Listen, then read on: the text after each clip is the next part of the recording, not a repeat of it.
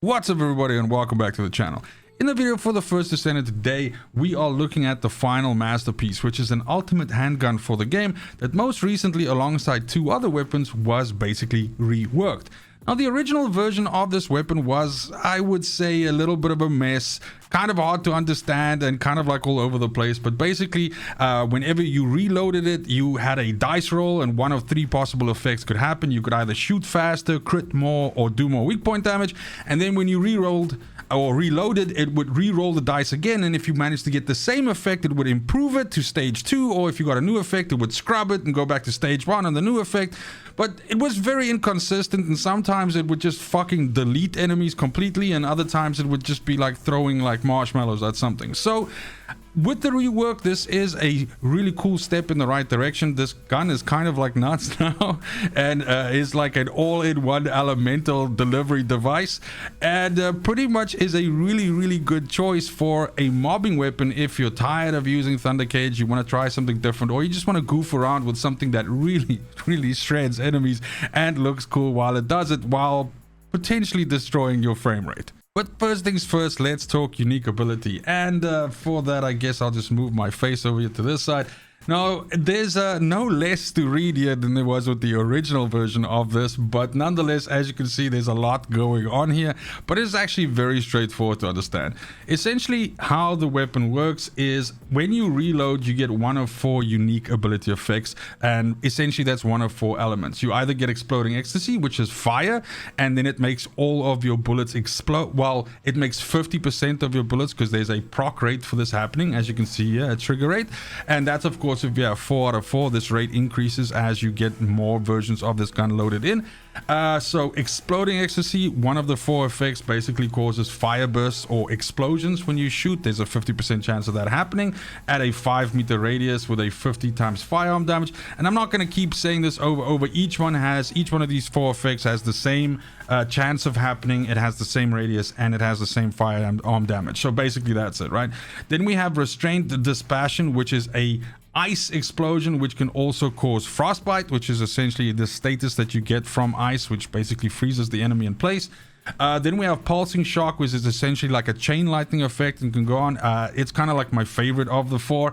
And then we have Endless Indulgence, which spawns like a 5-meter radius poison pool puddle for 10 seconds underneath the enemy, and then the enemy actually still takes poison ticks from standing in it as well. So as you can see, as mentioned, all 4 of the elements that are kind of like present in the game right now, except for non-attribute, which is kind of like ballistic. But anyway, all 4 of these elements are represented by this gun, and it rolls these randomly, right? So the point is you can sometimes get the same effect twice in a row. Sometimes it'll be like 6-7 rolls or something like that before you see something showing up. But the bottom line here is essentially what this shows us is that this weapon switches between elements the whole time, and what we're gonna want to do is we're gonna want to make sure that we have as much firearm damage as we can, and that we're also pushing out bullets as fast as we can, and then of course also reloading as fast as we can. More bullets inside the gun is also a good idea, because more of those bullets will then proc the effect and do damage.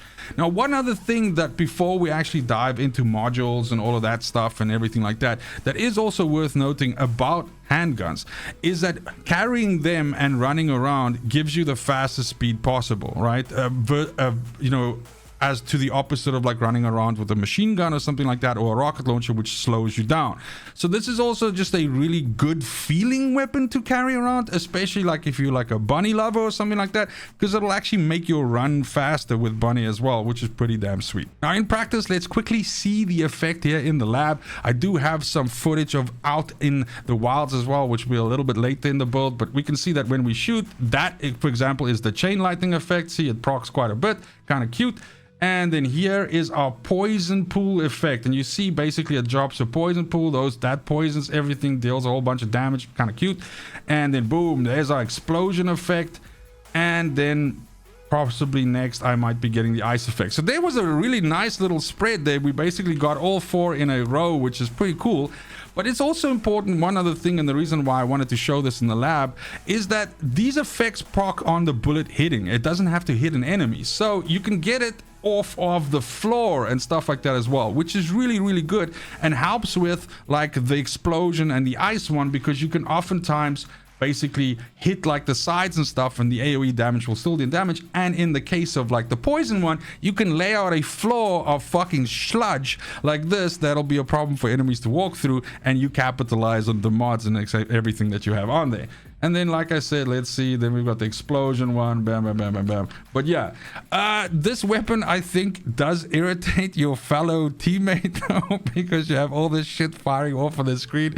So be kind and give them a compliment or something like that so they don't get too upset with you. Okay, so looking at it here, we can basically see that the base values of this weapon, essentially it starts with 20% critical hit rate. It has a 2 times critical hit damage multiplier, and it actually has a 1.5 times weak point damage multiplier. Now, all of these are really good. These are good stats to start from. However, generally speaking, whenever you build a weapon, it is good, with the exception of a few weapons, it is good for you to focus into one area and try to flesh the weapon out in that area and make it stronger. So, generally speaking, you either go for like crit and crit damage, or you go for weak point, or you go for just straight off brute firearm damage. You can of course build a one size fits all Swiss army knife, but then it means that your weapon is not necessarily good or excels at either one of those categories specifically. Now, for me, I've tried a couple of different ways to build this, especially again considering the fact that we're trying to build a weapon that goes for the strength of this weapon, which is mobbing.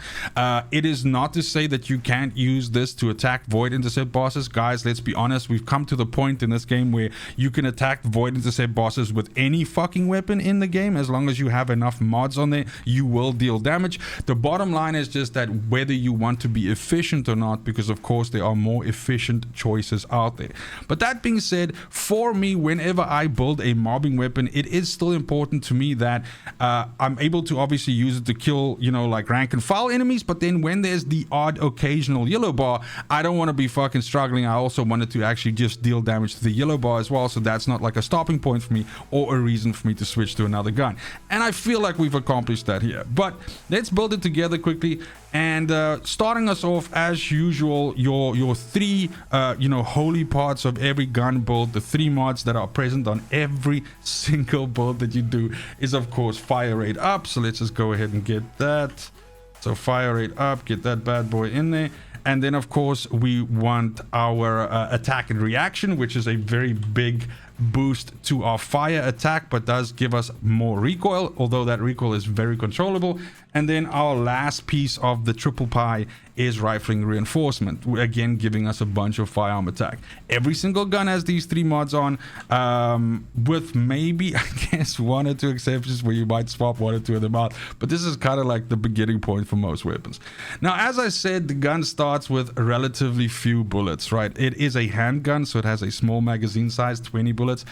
Bullets are the way that we deal damage with this gun, just like every other gun, but the point is more bullets equals more fun, because you shoot more bullets that have elemental effects in them, so you kind of like want to have more than 20. So I think expand weapon charge is just by default a good thing for us here, because that gives us about 50% more mag. When we slap this in, we jump all the way up to 29 bullets, which is already kind of cute. So then I think it's time for another mag mod, and I think concentrate support ammo works for us here as well. This gives us another 30%, and it actually gives us a little bit of firearm critical hit damage as well. Now, because I'm stacking critical hit damage here, I think you can already figure out that what I'm going to be going for here is a little bit more on the crit side. I do want, when those bullets hit, I want them to crit, and I want the damage to be sexy. Now, because we have 20%, we're gonna be stacking in some mods to get our crit at least decent. I want around 30 at least, where 1 in every 3 bullets crits, odds wise, so that's pretty good. So we'll go with the blue mods, the better mods. So that's better insight, which gives us critical hit rate, and then better concentration, which gives us critical hit damage.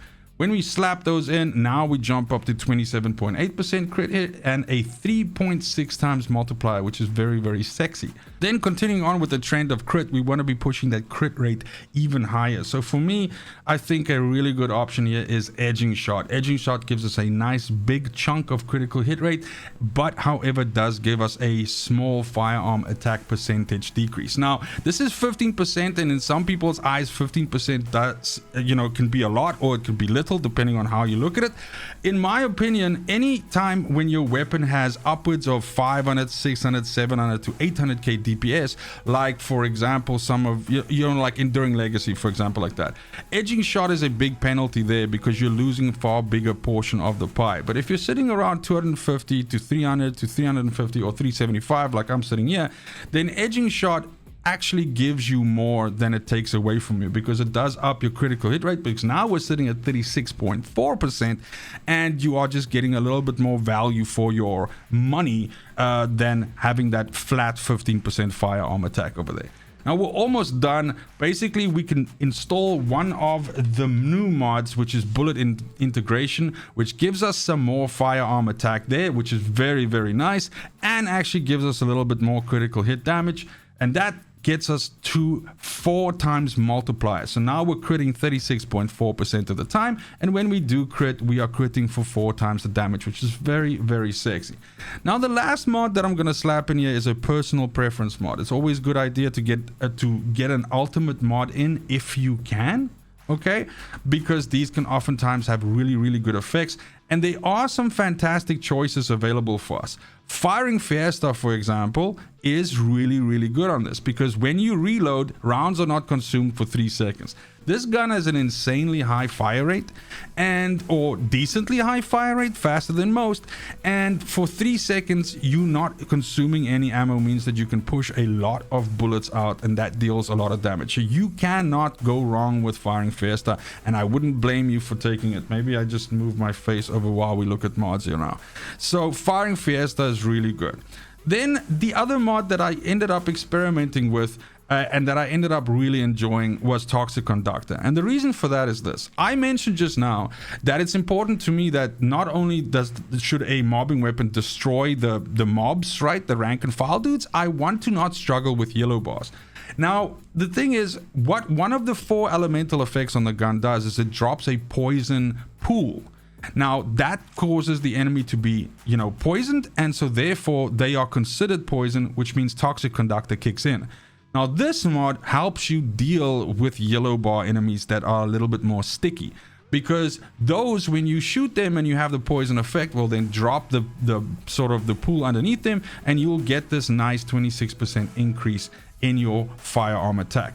Now, of course, the normal rank and file dudes, you're not going to notice this happening because they're going to die so fucking quickly that it doesn't really matter. But this right here is the build. And basically with this, you're able to just pretty much do what the gun says on the label, and that is deal with a lot of mobs in a very, very snazzy way. So I've been using this on and off for 400% infiltrations. I've been messing around like when I do reactor bosses, stuff like that, and it's just a really, really fun alternative to something like Thunder Cage, for example. Thunder Cage has been around obviously as a mobbing weapon for like the longest time. It is a fan favorite. It's also probably one of the first ultimate weapons that you build, so it's highly likely that a lot of people are already kind of like sick of this weapon and are looking for something new to play. I think it's very important that we have to remember in games like this that it's very good to be efficient, and it's very good to use the best stuff, and it's very good to use meta. But if you play games like this a lot, it's also good to just change things up a little while, or once in a while at least, because if you don't, you're gonna get burnt out and everything's gonna feel the same and it's gonna be shit. At least that's true for me. But that being said, this works really well for me. I was pleasantly surprised with how good this little fucking pocket rocket ended up working out. I do like the slight speed increase. It makes your character feel nice and light and fucking, fluffy and fast. So that's pretty cool. Now, the last thing before I let you go, let's quickly talk weapon stats. Since this is a weapon that we're not using necessarily to attack Void Intercept bosses, I didn't feel that, Void Intercept, boss damage to Colossus was necessary for this. What is absolutely necessary, I believe, is firearm attack. And then for my version of this build, which goes into crit and crit damage, I think crit hit rate and crit hit damage are a given. If for some reason you decide to potentially build this towards weak point damage, and just remember, if you build it towards weak point damage and you're fighting rank and file dudes, that means that you pretty much have to be shooting fucking headshots on everything, which is not always easy, but hey, you know, you might be a fucking Call of Duty veteran and you might be good at that, but bear that in mind. So maybe then you could swap out rounds per magazine that I have here for like weak point or something like that if you're into that. Maybe if you build a hybrid, which is crit and weak point, you let some of those other mods go. That's a good choice. But for me, what I settled on here was, like I said, the crit hit rate, the crit hit damage, the firearm attack, and then I took my first rounds per magazine roll that I could get, which was a purple one. Please note that the difference between a purple rounds per magazine roll on this and a gold is one fucking bullet. So it's not necessary to spend tons and tons and tons of mods or rather materials to try and get yourself a gold roll, unless you're fucking OCD like we, which means eventually you will do it. The point is that purple is good enough and gives you enough bullets that you're able to essentially do that. And that's gonna be it for the video. Thank you so much, especially if you made it this far, and as always, fucking cheers.